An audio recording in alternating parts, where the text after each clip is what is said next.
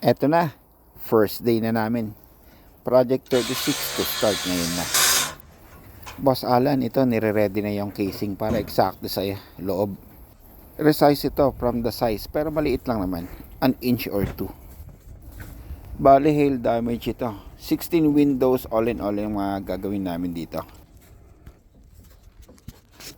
Magkakaiba rin ang size nito, may maliit, malalaki. Kaya medyo pipikado din ang trabaho. Kasi kailangan maayos yung mismong frame niya. At the same time, yung casing maayos din. Para maayos tignan sa loob at sa labas. Itong front window na to, bali sa harap ito. 548 by 48 ang pupunta rito. So resize kami. 3.5 inch per side.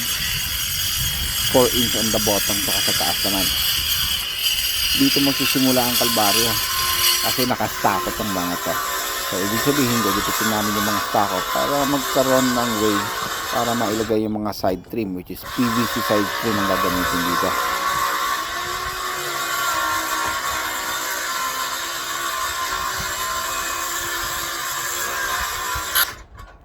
Bali mga jade well windows pala ang ilalagay namin sa mga to. Double pane windows itong mga to.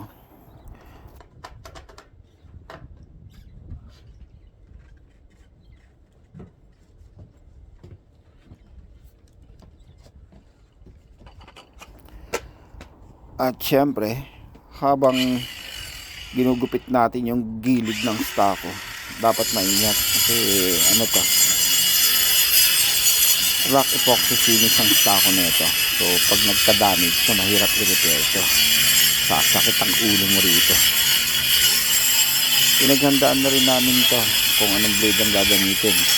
Mantakin mo ba naman, 2 buwan namin planuhin ito.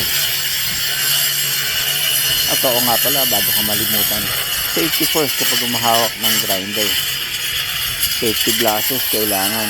Sobrang alikabok, at least N95 ang mask mo. At syempre sa kamay mo, gloves ka na rin pag minsan may mga tumatalsik na kung ano, nakakasugat din. Ika nga, bawal magkamali. Yung mga ganitong project namin, hindi na namin pinapagawa sa mga kasama namin na mga nagpa-practice ka lang. As much as possible, kami na ni Boss Allen ang gumagawa ng mga ganito para siguradong walang palya. Mahirap kasi dito sa Canada, malakas ang customer satisfaction dito. Kapag minsan yung kikitain mo pag nagkamali ka, ibibili mo lang ng kapalit na materyales. Mahal din ang mga materyales dito kaya nag-iingat kami. So make sure sa mga gumagawa din yan ng DIY, ingat din kayo lagi. Itong trabaho din ito is part ng hail damage claim nitong kliyente ko. So isa lang ito sa mga gagawin namin dito, window replacement. Marami pang nakapilang mga trabaho rito. So most likely hanggang Mayo kami dito.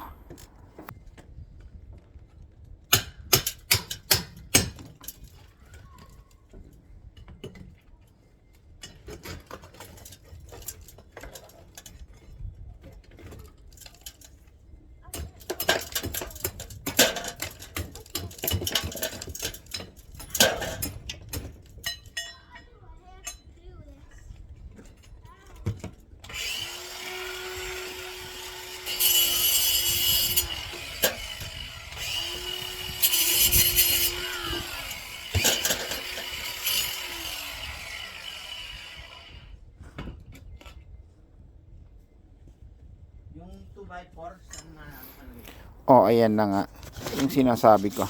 Sa sobrang nakakapuwing, ayan, palit tayo ng goggles. Tignan nga natin kung effective. Halos 2 na nagugupit ko rito.